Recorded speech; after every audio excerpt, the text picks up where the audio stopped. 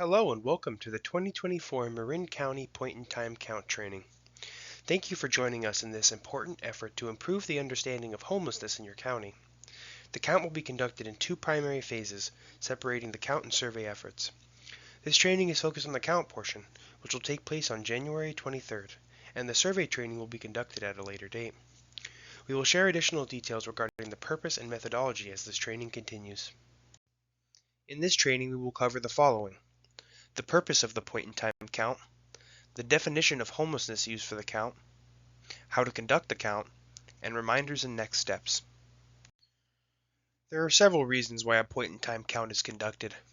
The U.S. Department of Housing and Urban Development, or HUD, requires all communities that receive federal funding for homeless services to conduct a point-in-time, or PIT count, of all persons experiencing homelessness during the last 10 days of January. Counts of people who are unsheltered, meaning living outdoors, in vehicles, tents, or other similar locations neither intended or fit for human habitation, are currently required every other year. In addition to meeting federal requirements, the point-in-time count provides valuable data for community understanding of homelessness. Data on the extent, prevalence, and reasons for homelessness is also invaluable for local planning efforts and community understanding. This figure shows the different components the count includes to make sure all people experiencing homelessness are represented in the count. You will be participating in the general street count, which is highlighted in the middle box on this slide. The general street count is a visual count of people who are currently unsheltered and will take place during the early morning hours on January 23rd, before people begin moving through their day and before people staying in shelters leave the facility. Timing and coordination are important to avoid duplication, so areas surrounding shelter locations should be counted first. Route timing is important and should be considered in pre-planning efforts. Rural regions and non-shelter areas may also be subject to special arrangements. We will discuss how your team should prioritize counting locations within your assigned count area, such as shelters, later in this presentation. The other components include the shelter count, the youth count, and the survey. The shelter count collects information on the number of people staying in shelter programs across the county. The youth count focuses on counting unaccompanied young people under the age of 25 and is typically done around 3 p.m. to 7 p.m. This is not available for general community participation at this time. Finally, the survey component is typically conducted in conjunction with the general street count. Surveys are conducted with a representative sample of people experiencing homelessness across the county and provide us with a more detailed understanding of the homeless experience and the diversity of its population and the characteristics throughout the region, including information on veterans, families with children, and people experiencing long-term homelessness. We have made changes that are designed to ensure the safety of all participants in the count. They include in-person deployment sites, the pre-assignment of the majority of PIT routes or census tracts, emphasis on outreach teams with lived experience guides and direct service program staff, surveyor email and phone number for post-count data validation purposes, the inclusion of the smartphone app Survey 123 to be used for documenting observations of the team, and the team captain or one designee will be the operator of the Survey 123 observation app. The general street count is a visual count of people residing on the streets, in parks and open spaces, in tents, in vehicles, in abandoned buildings, or in makeshift shelters constructed of tarps, cardboard, or other materials.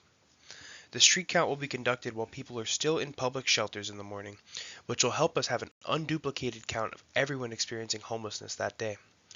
To avoid duplication, we ask you to count the areas surrounding shelters first. As a reminder, volunteers will not be paid for their time, nor will volunteers be reimbursed for their mileage. Guides, who are individuals who have previously or are currently experiencing homelessness, will be paid a cash stipend upon completion of their count route. Here you can see what to expect on the morning of the count. Guides and volunteers will arrive at 5 a.m. and the goal is to have you out the door and in the field as soon as possible so that your team has adequate time to cover your route. You will first access the PIT count survey on the Survey 123 app. You will be asked to input your track number, which you will receive via email prior to the count, along with your phone number and email address for post-count data validation purposes.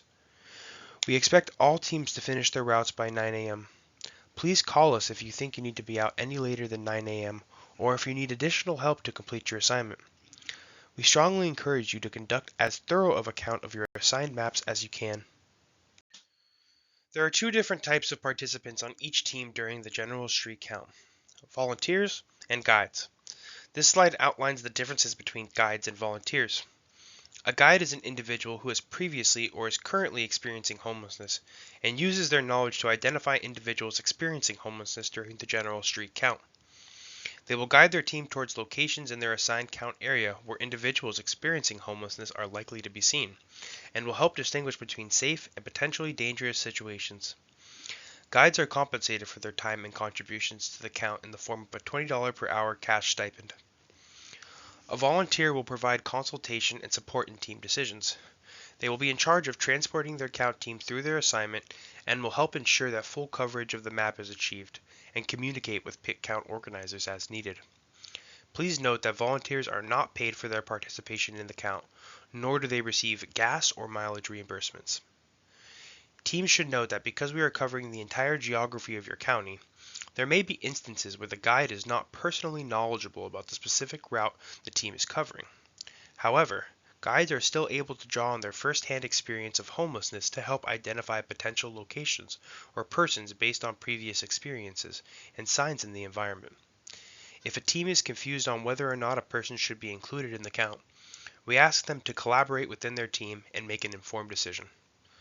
All team members are in charge of ensuring the methodology is being followed, and should designate one team member to be in charge of marking the tally sheet and one team member responsible for tracking the team's coverage of their count area.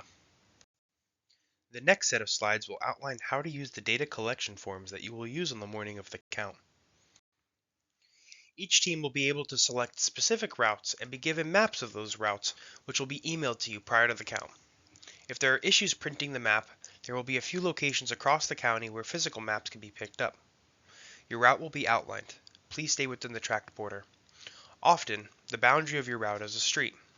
If the borderline is a street, count people on the inside side of the street, or the side of the street that connects with the rest of your route. If there is someone moving back and forth across the street, you should count them. Please cover all areas. The count persons are persons who are experiencing homelessness or living in a place not meant for human habitation. This includes tents, vehicles, parks, sidewalks, etc. Be sure to drive or walk down every street. Count on both sides of the street unless it's a route border. Look for open areas. You may need to get out and walk. You decide the route you take. That route may depend on traffic or where shelters are located. Be sure to cover areas around shelters first. It is a good idea to put an X on streets and areas once you've covered them so you don't count them twice. If you are assigned to two contiguous maps, be sure to outline a route that will easily take you from one map to the other. You'll need to download an app called Survey 123 in order to access the observation form. Once you've downloaded the Survey 123 app, you'll need to enable your location settings. If you are on an iPhone, you'll open up your settings, scroll down to Survey 123, select Location, and select Wall using the app. Make sure Precise Location is enabled. On Android, you'll open up your settings, go to the Personal tab, select Location, and make sure it's on. If you can't access the observation form, there may be an update available for it. Once the update is made, the observation form will become available. The app will also ask you to enter in your login information. Please select Continue without signing in. When you first open the observation form, you will be prompted with a question asking for the number of the census tract you're currently working on. You will need to open a new observation form for each census tract you cover. After entering in your census tract number, the app will ask you for your phone number and email address for post-count data validation purposes. After that, scroll down to the observation location area. Select the optical site symbol, which will pinpoint your location for your upcoming entry. You must select the optical site symbol for every entry so your location is consistently recorded. Once you do that, scroll down to the first question, which asks you whether you'd like to submit a confirmed or suspected entry. Let's look at some examples on how to fill out the tally sheets. You will fill out one line per person that you see. In the first example, you observed one individual who appeared to be in their early 30s and was on the street. You start by bubbling in confirmed under confirmed or suspected. Next, you would bubble in individual, no children present, under individual or family. Under dwelling or vehicle type, you would bubble in street or outside. Under age, you would bubble in 25 to 34. To move on to the next entry, press the plus icon located under the last question near the bottom right corner of your screen. Please note that for the purposes of the count, a family is defined as one adult present with a child under the age of 18. In the next example, you observed a family of 3 that included 2 adults who appear to be in their late 20s and 1 child under the age of 18 on the street. You start by selecting the bubble that says confirmed under confirmed or suspected. Next, you would bubble in family under individual or family. Under how many total family members, you would type in the number 3. Under age, you would start with the first person and bubble in their age. After bubbling in the first person, below the section age, there is a forward pointing arrow with a 1 of 3 to the left of it. You would press this arrow and again bubble in the age of the next person. After bubbling in the second person, you would press the forward arrow again and move on to the third person. After bubbling in the age of the third person, under dwelling or vehicle type, you would bubble in outdoors. You would then press the plus button near the bottom right corner of your screen to finish the entry and move on to the next one. Listed here are some ways to identify vehicles that are housing individuals. We want to maintain a respectful distance, so please do not walk up and look inside the vehicle, knock on vehicle doors or windows, or shine flashlights into the vehicle. Instead, here are some signs to look for that can indicate whether somebody is living in the vehicle or not. A vehicle with windows that are fogged, partially open, or blocked. Electrical connections or generators. Screens or window coverings. Items inside and outside of the vehicle, including household items, bags, clothing, etc. Sounds of music or talking coming from inside the vehicle, or that the vehicle is in a known safe parking location, which may be designated on your map. If you find a car, RV, or van that looks inhabited based on signs detailed in the previous slide, but you cannot determine how many persons are residing in the vehicle, you start by selecting Suspected under Confirmed or Suspected. Next, under Dwelling or Vehicle Type, you would bubble in Car, RV, or Van, depending on what type of vehicle it is. Under Is this sighting part of an encampment, you would bubble in No. Additionally, we ask that you record the last 4 digits of the license plate of each vehicle you include in the count. The reason we request that you record the last 4 digits of the license plate number is to help us avoid count duplication.